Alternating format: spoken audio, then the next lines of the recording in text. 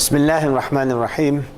Assalamualaikum warahmatullahi ta'ala barakatuh. Alhamdulillah. Alhamdulillah Rabbil Alamin. Wassalatu wassalamu ala ashrafil anbiya wal mursalin wa ala alihi wa sahbihi ajma'in. Alhamdulillah. In the previous video, I have discussed about how we as practitioner, coach or counselor will have to develop our own attitudinal values development so that when we take care of our client or our patient, we would then be able to have a complementary worldview in which we can then exercise our experiential experience in terms of our own self-development, because our own self-development will then finally lead us to self-actualization in this world. That means we have this self-actualization in terms of the spiritual, emotional, mental and physical integration. So this is our journey. Each and every one of us will have to go on that journey. It is how we manifest that journey through Iman, through Islam, through Ihsan, and how we build ourselves to become a good human being and then return to Allah in the state of goodness, because Allah is the giver of all good and in His hands is all goodness. So what is important is when we realize that our journey is towards self-actualization, we also need to bring our client towards self-actualization at their level. Each and every one of us will have different levels of self-actualization, but that doesn't mean that one is more superior than the other, because it is circumstantial depending on your circumstances. There are a lot of great alim and ulama and scholars who are just mere farmers or shepherds. Even prophets are a lot of prophets who are shepherds because they had the time to look at the realm of the universe, the stars, the moon, the wind, the snow, the clouds, and they became more and more aware of their insignificance of their existence in the physical realm compared to the absolute realm of Allah subhanahu wa ta'ala, which He has created. So creating or trying to develop ourselves to the next level of self-actualization is key to our own self-development as well as the development of our clients. So as I mentioned, our protocol is IIAS: intention, intervention, attitudinal values and transformation and development, and then self-actualization. At this self-actualization, we will then be able to first answer our own existential question. For example, Islam provides an answer. It is not a philosophical framework of this or that or this or that or this nitty question like, who am I? What is my existence? Where am I going to after I die? Who created me? Why am I living in this world? Why there is suffering? Why there is pain? All that is answered within the existential framework of the metaphysical Islamic worldview. So we have the answer. So because we have the answer, first we must imbue ourselves with that answer. It is quite difficult because in the modern life we are only imbued with the measure of success, of self-actualization, because if you go to those motivational guru, yes, you must make $1 million or $1 billion and you must become rich and have a private jet and have, what does you have? You have just physical things, which are just fleeting things in their reality of existence. It has no value and no existence except it is a vehicle to carry us through in this dunya. Alright? Even this very dunya, this very earth, is a fleeting thing because Allah tells us in the Quran many times. You read all the short surahs, you can tell Allah tells us about all the fleeting existence of this universe and how this world, our dunya itself, will implode, alright? And how this whole end of time will come about.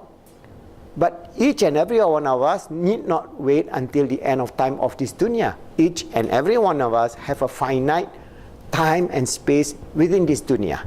So this existential question of who am I is explained in Islam. Allah tells us Allah created us. From the point in which the sperm and the egg meet and it sticks itself on the wall of the womb, it starts multiplying. Allah has ordained that egg and sperm that fuse together, that become the embryo, to grow to become a child. And at a certain point in the growth of the embryo, Allah infused His breath. That means He gives us what? Consciousness, conscious awareness. That is the nature of our existence. That means it is not cognitive awareness. Cognitive awareness, as I say, is the mind. It's just the body and the brain. But conscious awareness is you are able to feel and understand your existence vis-a-vis your Creator. That means He manifested our existence. He manifested this universe. He willed everything into existence. When Allah wills a thing to be, Allah tells us, as mentioned in the Quran, kun fayakun. Be and it became. So the same existence of the universe was by the command or the amar of Allah. Our existence is by His command also.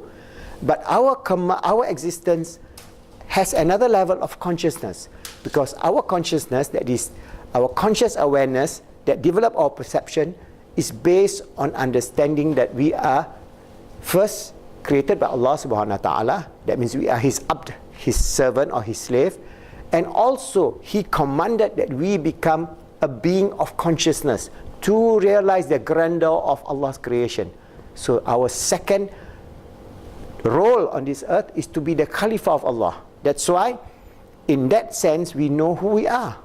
So if somebody, a non-Muslim, asks you, who are you? We are a creature manifested by Allah subhanahu wa ta'ala to exist on this earth, and we have a role. Our role is what? We are created to be self-actualized beings. All of us. In terms of what? Our spiritual, emotional, mental and physical self. That means mind, body and soul. We must be self-actualized, and to self-actualize at the mind, body and soul level, we must have conscious awareness. Remember that. Because consciousness is this unique human quality that Allah subhanahu wa ta'ala has endowed upon us, this human species, where Allah tells us in the Quran that He created us as a Khalifa, and He gave us this symbolic language, the capacity to name things, the capacity to think, the capacity to differentiate, and the capacity to achieve peace, happiness and success in this world and the hereafter. No doubt there is this turmoil, because as we journey throughout life, there will be suffering, there will be pain, there will be deficiencies, because in the realm of Allah, everything is perfect. When He manifested us into this world is a world of testing. So we are here to be tested by Allah subhanahu wa ta'ala. And because of that, to achieve self-actualization, we must achieve self-awareness. Very, very key. Remember this key. And when we have this self-awareness, we can answer the very basic question. So if in our heart, our inner talk says, who am I? Who am I? Who am I? This kind of thoughts will just come on, automatic thoughts of the inner speech. Who am I? Who am I? Am I? What am I supposed to do in this world?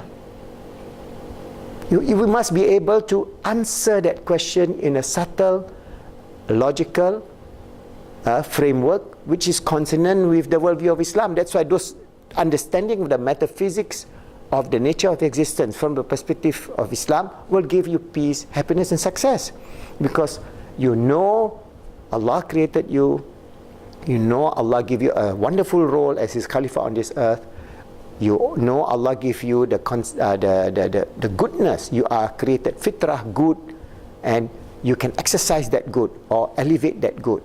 And when you can do that, your conscious awareness will grow, and as your conscious awareness grow, you become more and more self-actualized. This is a process. This is a whole journey.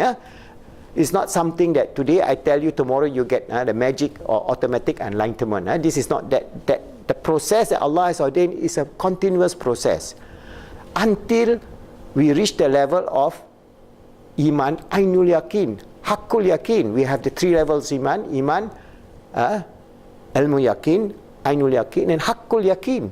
To reach that level of Iman, Haqqul Yakin, all this existential question, all this self-thought, all this whispering of our nature, of our being, will have to be dissolved in the way that we understand, and not confront, we understand. Because so if there are questions, where am I in this world?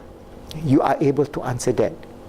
What am I supposed to do in this world? You are able to answer that. So, am I supposed to do what? So, for me, it's very easy. Allah has ordained and created me to be His Khalifa on this earth. Allah has given me 3 things to do only. Always strive to make myself good. That means self-actualize myself through conscious awareness. Help others to be good. Spread the message of goodness. Interact with society in goodness. That means we are also influencing, because our existence is a form of, we call it, if you want to say, okay, our body, our mind, our soul, the spiritual, emotional and mental self, it is a field. Alright? We know that, for example, in our physical body, we have this electromagnetic field. That means our heart gives out in an electromagnetic field, and my electromagnetic field from the heart interact with your electromagnetic field, and there is an interference pattern. The same thing, our cell, every single cell of my body is also having this electromagnetic field, and it is permeating throughout, from my body, outside my body, and it is all going through this universe. That is the law of existence in which Allah has ordained upon. So once we know that we are interacting. So how are we going to interact with our children, our family, our society? Because if our interaction is negative, then we have the whole society becoming negative. And sometimes I see very, very sad situation where I look and study, for example, the natives of Australia. You can see they are all involved in all kind of social problems, drunkenness, drug addiction, glue sniffing, stealing, and so on. But they are good people. They never had that worldview before the coming of the Westerners. They were living in peace with nature. They have no alcohol, they have no drugs, no glue. But because they are oppressed in certain ways, they could not see themselves to be self-actualized. And even though they are given food, clothing, allowance and so on, they are still moving away from their true potential as a wonderful human being. Alhamdulillah, in Muslim societies, however downtrodden you are, if you have this idea of Iman, this idea of submission to Allah subhanahu wa ta'ala, you have conscious awareness of your existence, that this world is temporary. Alhamdulillah, you have one level there, but that also will also create turmoil, because if, for example, in a lot of Muslim countries, you have no job and you have no food. So when you have no job or you have no food, your physical need is not manifested, then you'll be stressed out and you'll be questioning the unfairness or the injustice that's imposed on you by the politicians or the government or the world or whatever it is. So because of that, we have to create that balance. So in positive Islamic psychology, as we go along with this SEMP integration, we are talking about how are we going to fulfill our basic physical needs. May not be a billionaire or millionaire, but a decent, good life, and how then we can use our akal to understand the conscious awareness of our existence, and how we use our qalb to reach out to fill it up with love and goodness, and how we fill up our spirituality to understand the nature of our existence, the purpose and meaning of our existence, until we reach the level of self-actualization. So remember, for your client, this attitudinal change and values will also lead them to self-actualization in whatever measure that you can help that person. All right, for yourself, as you are helping your client or your patient who have psychological problems to overcome their challenges in life, you are also learning this whole idea of mercy, compassion, empathy, forgiveness, love, and all other beautiful values that we can discuss, and how we're going to integrate this to become self-actualized, inshallah. See you.